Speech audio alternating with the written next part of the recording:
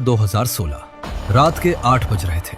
पूरा देश अपने घर में था। कोई डिनर कर रहा था, कोई टीवी देख रहा था और कोई अपनी बेटी की शादी की तैयारी में लगा था। तभी टेलीविजन स्क्रीन पे एक चेहरा आया जो प्राइम मिनिस्टर नरेंद्र मोदी का था। उनकी आवाज में वही सीरियसनेस थी जो सिर्फ बड़े फैसले से पहले होती है। और बोलते हैं, आज रात 12 बजे से 500 रुपए और 1000 रुपए के नोट लीगल टेंडर नहीं रहेंगे। एक पल के लिए पूरे देश में खामोशी छा गई और फिर 15 लाख करोड़ रुपए की करेंसी जो लोगों के घर में थी, दुकान की कैश ट्रॉस में थी, अलमारी के नीचे छुपाई गई थी, एक झटके में बेकार हो गई। एटीएम के बाहर लाइंस लगने लगी जो किलोमीटर लंबी थी। हॉस्पिटल्स में पेशेंट्स मर रहे थे क्योंकि नए नोट नहीं थे। किसान अपनी फसल नहीं बेच पाए, शादियों की मिठाइयां सूख गईं और सबसे बड़ा सवाल, ये सब क्या था? ब्लैक मनी पकड़ने का मास्टर प्लान या इंडिया की इकोनॉमी को हिला देने वाली सबसे बड़ी गेम? दुनिया के 7वें सबसे बड़े इकोनॉमी ने एक रात में अपनी 86% करेंसी बंद कर दी। लेकिन जब आरबीआई की रिपोर्ट आई तो उसने सब बदल दिया। 99.3% बैंड नोट्स वापस आ गए। मतलब ऑलमोस्ट सारा काला धन वापस आ गया बैंकिंग सिस्टम में लेजिटिमेटली। तो सवाल ये है, क्या डीमोनेटाइजेशन एक्चुअली सक्सेसफुल थी या ये मॉडर्न इंडिया की सबसे बड़ी पॉलिसी डिजास्टर थी? आज की कहानी में हम जानेंगे पहली बार ये डिसीजन कैसे लिया गया, किसने लिया, कितने लोगों को पता था और असली सच क्या है जो डेटा बोल रहा है। इस कहानी की शुरुआत होती है 2014 से। नरेंद्र दामोदर दास मोदी, गुजरात के चीफ मिनिस्टर से प्राइम मिनिस्टर बनने का सफर। जब मोदी पीएम बने तब इंडिया एक बड़े प्रॉब्लम से जूझ रहा था, ब्लैक मनी। हर चाय की दुकान पे, हर ड्राइंग रूम में, हर इलेक्शन स्पीच में एक ही बात, काला धन वापस लाओ। मोदी ने अपने इलेक्शन कैंपेन में बोला था, बाहर के देशों में इतना ब्लैक मनी है कि अगर वापस लाया जाए तो हर इंडियन के अकाउंट में 15 लाख रुपए आ जाएंगे। ये फिगर लोगों के दिमाग में बैठ गई थी। 15 लाख रुपए पर पर्सन फ्री। अब ये होना तो मुश्किल था, लेकिन मोदी को पता था कि ब्लैक मनी पे एक्शन तो लेना पड़ेगा। पब्लिक ने प्रॉमिस याद रखा था। 2016 तक मोदी गवर्नमेंट ने कई स्टेप्स लिए। इनकम डिक्लेरेशन स्कीम लाया, टैक्स ट्रीटीज साइन किए, स्विस बैंक से इंफॉर्मेशन मांगी। लेकिन कुछ बड़ा चाहिए था, कुछ ऐसा जो दुनिया को हिला दे, कुछ ऐसा जो हिस्ट्री में याद रहे। और तभी एक आइडिया आया, डीमोनेटाइजेशन। अब ये आइडिया नया नहीं था। इंडिया में पहले भी 2 बार हो चुका था, 1946 में और 1978 में। दोनों बार फेल हुआ था, लेकिन स्केल छोटा था तो कोई ज्यादा याद नहीं करता। 2016 का आइडिया बिल्कुल अलग था। 500 रुपए और 1000 रुपए के नोट्स जो इंडिया की टोटल करेंसी का 86% थे, एक रात में बंद करना था। ये दुनिया की सबसे बड़ी डीमोनेटाइजेशन होने वाली थी और शायद सबसे रिस्की भी। एक सीनियर बीजेपी लीडर ने बाद में बताया, मोदी जी ने कहा था, या तो ये काम हो जाएगा या मेरी पॉलिटिकल करियर खत्म, बीच का कोई रास्ता नहीं।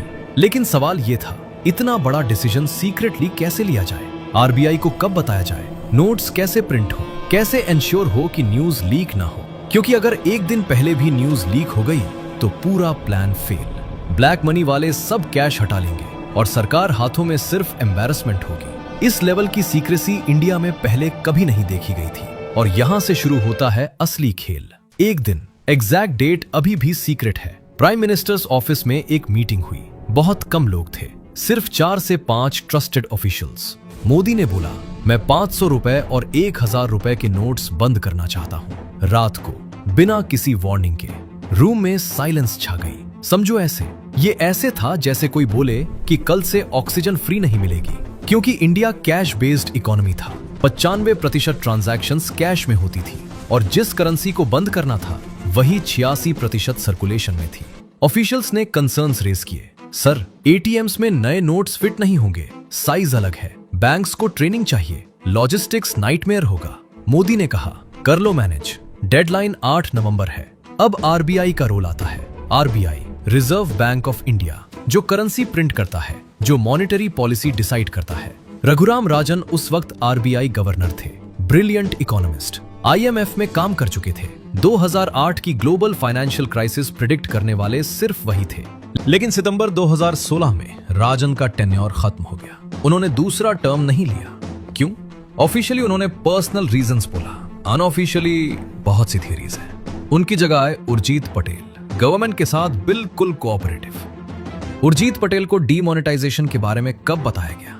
आरबीआई की इंटरनल रिकॉर्ड्स के मुताबिक सिर्फ 2 से 3 हफ्ते पहले, सोचो, इंडिया का सेंट्रल बैंक गवर्नर, जिसको करेंसी पॉलिसी का हेड होना चाहिए, उसे सिर्फ 2 से 3 वीक्स मिला इतने बड़े डिसीजन के लिए। एक फॉर्मर आरबीआई ऑफिशियल ने अनोनिमसली बताया, ये अनप्रेसिडेंटेड था। आरबीआई को बेसिकली इन्फॉर्म किया गया, कंसल्ट नहीं। लेकिन काम शुरू हो गया। नए 2000 रुपए के नोट्स सीक्रेटली प्रिंट होने लगे। नासिक और देवास के आरबीआई प्रिंटिंग प्रेस में सिक्योरिटी बढ़ा दी गई। वर्कर्स के फोन्स कॉन्फिस्केट कर लिए गए। किसी को बाहर जाने नहीं दिया गया। ये ऑपरेशन क्लीन था, इंडिया की सबसे सीक्रेट फाइनेंशियल ऑपरेशन। और इंटरेस्टिंग बात, नए 2000 रुपए के नोट्स का साइज पुराने नोट्स से डिफरेंट था, यानी एग्जिस्टिंग एटीएम मशीन्स में फिट नहीं होते। ऑफिशियल्स ने बोला, सर 2 लाख एटीएम्स रिकैलिब्रेट करने पड़ेंगे, टाइम लगेगा। जवाब मिला, डेडलाइन मूव नहीं होगी। 8 नवंबर फिक्स था। अब शुरू हुआ असली काउंटडाउन। अक्टूबर 2016, नए नोट्स प्रिंटिंग प्रेस से निकलने लगे। आर्मर्ड व्हीकल्स में सीक्रेटली आरबीआई ऑफिसेस और सेलेक्ट बैंक ब्रांचेस में पहुंचाए गए। लेकिन कितने नोट्स प्रिंट हुए, यहां प्रॉब्लम थी। 15 लाख करोड़ रुपए की करेंसी रिप्लेस करनी थी, लेकिन प्रिंटिंग प्रेसेस की कैपेसिटी लिमिटेड थी। एस्टिमेट था कि पूरी करेंसी रिप्लेस करने में 6 से 8 महीने लगेंगे। मतलब अनाउंसमेंट के बाद मंथ्स तक लोग कैश के लिए तड़पते रहेंगे। किसी ने मोदी को बताया भी होगा ये, लेकिन डिसीजन नहीं बदला। नवंबर आ गया। 7 नवंबर, एक दिन पहले भी आरबीआई बोर्ड को ऑफिशियल मीटिंग में नहीं बताया गया। 8 नवंबर की सुबह अनाउंसमेंट वाले दिन आरबीआई बोर्ड मीटिंग हुई। सिर्फ कुछ घंटे पहले एक बोर्ड मेंबर ने बाद में इंटरव्यू में बताया, हमें पेपर दिया गया, पढ़ा, साइन करने को बोला गया। डिस्कशन का टाइम नहीं था। हिस्ट्री का सबसे बड़ा मॉनेटरी डिसीजन बिना प्रॉपर डिबेट के सिर्फ कुछ घंटों में पास। शाम 5 बजे मोदी ने अपना कैबिनेट मीटिंग बुलाई। मिनिस्टर्स का फोन कॉन्फिस्केट कर लिया गया। 8:15 पे मोदी टीवी पे आए। दुनिया हिल गई। पहले 2 घंटे साइलेंस थी। लोगों को समझ नहीं आया कि हुआ क्या। फिर गेम शुरू हुआ। पेट्रोल पंप्स पे भागम भाग मची। ज्वेलरी शॉप्स पे लाइंस लग गई। जो भी 500 से 1000 रुपए के नोट्स एक्सेप्ट कर रहा था, लोग वहां पहुंच गए। रात 12 बजे ऑफिशियली नोट्स बंद और अगले दिन एटीएम्स खाली। बैंक्स में भीड़। सबको कैश चाहिए थी, लेकिन कैश नहीं थी। हॉस्पिटल्स में पेशेंट्स रिजेक्ट होने लगे क्योंकि 500 रुपए का नोट एक्सेप्ट नहीं हो रहा था। फार्मर्स अपनी फसल मार्केट में नहीं बेच पाए। शादियों का खाना वेस्ट हुआ। डेली वेज वर्कर्स को काम मिला, लेकिन पैसा नहीं मिला। एनडीटीवी की एक रिपोर्ट के मुताबिक डीमोनेटाइजेशन के पहले 3 महीने में 100+ डेथ्स डायरेक्टली लिंक्ड थी इस पॉलिसी से। कोई एटीएम की लाइन में हार्ट अटैक से मरा, कोई हॉस्पिटल के बाहर कैश ना होने से मरा, कोई टेंशन में सुसाइड कर गया।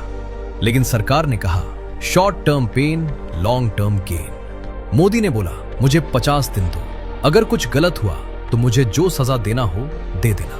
50 दिन का डेडलाइन भी आ गया और गया। प्रॉब्लम्स कंटिन्यू रही, लेकिन एक और चीज हो रही थी साइमल्टेनियसली। 2000 रुपए के नए पिंक नोट्स सर्कुलेशन में आए और अचानक इंस्टाग्राम पे फोटोज आने लगे। पॉलिटिशियंस के घर रेड्स में करोड़ के नए 2000 रुपए के नोट्स पकड़े गए। हवाला ऑपरेटर्स नए नोट्स के बंडल्स ले जाते दिखे। टेम्पल्स के डोनेशन बॉक्सेस में नए नोट्स मिल गए। सवाल सिंपल था, अगर पुराने नोट्स बंद हुए थे ब्लैक मनी निकालने के लिए, तो ये नया ब्लैक मनी कहां से आया? आंसर अनकंफर्टेबल था। करप्ट लोगों ने जुगाड़ निकाल लिया था। कैसे? समझो, जनधन अकाउंट्स यूज हुए। ये जीरो बैलेंस अकाउंट्स थे जो गरीब लोगों के नाम पे खुले थे। ब्लैक मनी वालों ने गरीब लोगों को अप्रोच किया। बोला, अपने अकाउंट में मेरा 2 लाख रुपए डिपॉजिट करा दो, वापस देना, कमीशन 10,000 रुपए। हजारों लोगों ने ये किया। उनके लिए 10,000 रुपए बहुत बड़े पैसे थे। ऑफिशियली पैसा वाइट हो गया। गरीब के नाम पे डिपॉजिट, फिर वापस कैश में निकाल लिया। ज्वेलर्स ने गोल्ड बेचा पुराने नोट्स में, फिर उस गोल्ड को वापस खरीद लिया नए नोट्स में, black to white. Property dealers ने बेनामी ट्रांजैक्शंस किए। हवाला नेटवर्क्स ने न्यू नोट्स अरेंज कर दिए प्रीमियम पे। कमीशन 20 से 30% तक गई, लेकिन ब्लैक मनी वालों के लिए ये एक्सेप्टेबल था। 100 करोड़ रुपए का 70 करोड़ रुपए बच गया तो भी प्रॉफिट था।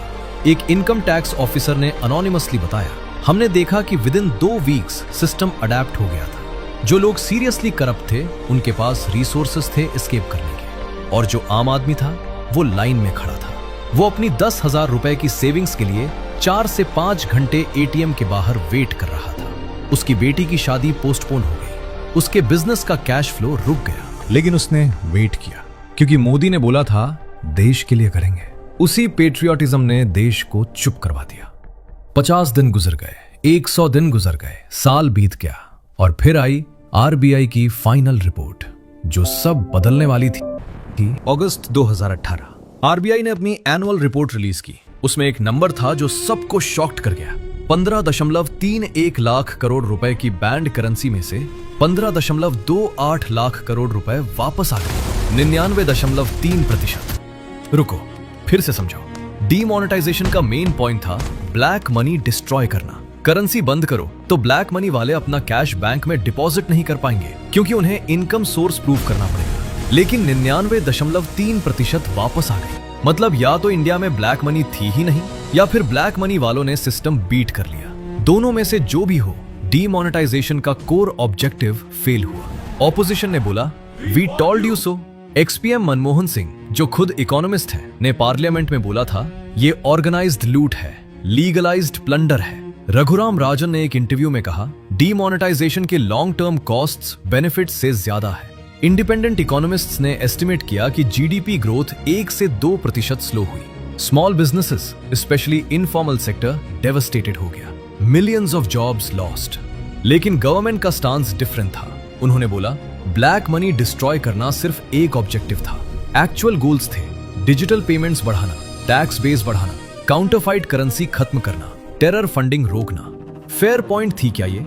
देखते हैं डेटा क्या बोलता है। डिजिटल पेमेंट्स हाँ बढ़े।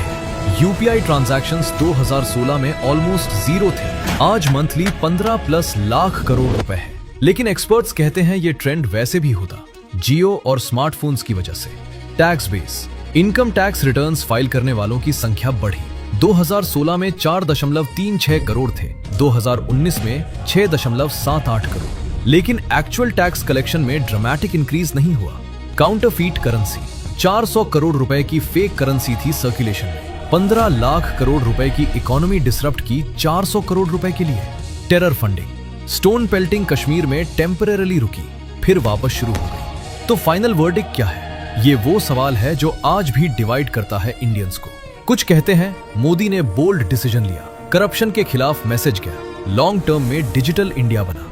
कुछ कहते हैं ये पॉलिसी डिजास्टर थी, 100+ लोग मरे, इकोनॉमी स्लो हुई, ब्लैक मनी वापस आ गई, कुछ अचीव नहीं हुआ। सच शायद बीच में है। इंटेंट शायद सही था, एग्जीक्यूशन डेफिनेटली प्रॉब्लमैटिक था, और जो प्राइस पे किया कॉमन मैन ने किया। ब्लैक मनी वाले तो बच गए।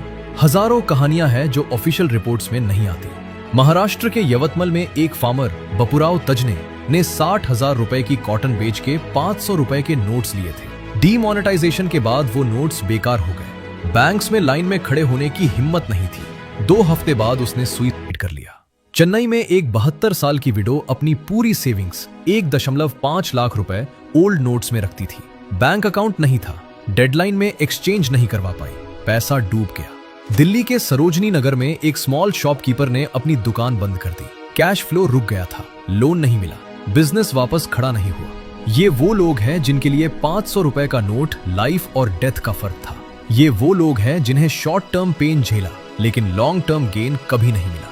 और दूसरी तरफ उर्जित पटेल 2018 में आरबीआई गवर्नर का पोस्ट छोड़ के चले गए, पर्सनल रीजंस। उन्होंने कभी अपना व्यू नहीं दिया। रघुराम राजन अमेरिका वापस चले गए, शिकागो यूनिवर्सिटी में पढ़ाते हैं, कभी कभी टीवी पे डीमोनेटाइजेशन की क्रिटिसिज्म करते हैं। मोदी 2019 में फिर से पीएम बने, मैसिव मेजॉरिटी से। डीमोनेटाइजेशन इलेक्शन इशू नहीं बनी, लोगों ने माफ कर दिया या भूल गए या फिर जेन्युइनली सपोर्ट किया।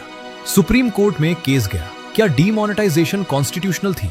2023 में वर्डिक्ट आया, 4 को 1 मेजॉरिटी से गवर्नमेंट जीत गई। लेकिन डिसेंटिंग जज जस्टिस बीवी नगरत्ना ने लिखा प्रोसेस फ्लॉड था, आरबीआई इंडिपेंडेंट बॉडी है, इसको रबर स्टैंप नहीं बनाना चाहिए था। ये एक जज की राय थी, लेकिन बहुत लोगों की फीलिंग्स रिप्रेजेंट करती थी। तो इस कहानी से हम क्या सीखें? ये कहानी सिर्फ डीमोनेटाइजेशन की नहीं है, ये कहानी है इस बात की कि एक गवर्नमेंट का एक डिसीजन लिटरली एक रात में तुम्हारी जिंदगी बदल सकता है। तुम्हारी सेविंग्स जो तुमने 20 साल में जमा की थी, एक अनाउंसमेंट से खत्म हो सकती है। तुम्हारा बिजनेस जो तुमने खून पसीने से खड़ा किया, एक पॉलिसी से बंद हो सकता है और तुम कुछ नहीं कर सकते। इसलिए एक चीज याद रखना, कैश पे डिपेंडेंट मत रहो, अपना पैसा डाइवर्सिफाई करो, बैंक में रखो लेकिन सिर्फ बैंक पे डिपेंड मत रहो, डिजिटल पेमेंट सीखो लेकिन सिर्फ डिजिटल पे भी मत रहो, गोल्ड रखो, प्रॉपर्टी समझो, स्टॉक सीखो, एफडी करो, क्योंकि कल अगर सरकार कुछ और अनाउंस कर दे तुम्हें रेडी रहना चाहिए। हर्षद मेहता स्कैम के बाद सेबी स्ट्रांग हुआ, 2008 क्रैश के बाद बैंकिंग रूल्स बदल गए, डी नोटिफिकेशन के बाद डिजिटल पेमेंट्स मैंडेटरी होने लगे। हर क्राइसिस के बाद सिस्टम बदलता है, जो लोग अडेप्ट करते हैं वो सरवाइव करते हैं, जो नहीं करते वो यवतमल के बापूराव बन जाते हैं। और शायद यही डीमोनेटाइजेशन का सबसे बड़ा सबक है। गवर्नमेंट राइट हो या रॉन्ग, तुम्हें अपना पैसा खुद संभालना आता होना चाहिए, कोई नहीं आएगा तुम्हें बचाने। दोस्तों, अगर ये वीडियो पसंद आया हो तो एक लाइक जरूर करो। ये चैनल फाइनेंशियल स्टोरीज लाता है, स्कैम्स, क्रैशेस, जीनियस मूव्स, सब कुछ। सब्सक्राइब करो ताकि हर हफ्ते ये कहानियां तुम्हारे फीड में आए। कमेंट पे बताओ तुम्हें क्या लगता है, डीमोनेटाइजेशन सही थी या गलत? डेटा क्या बोलता है वो तो मैंने बता दिया, अब तुम्हारी राय सुननी है। तब तक के लिए अपना ख्याल रखना।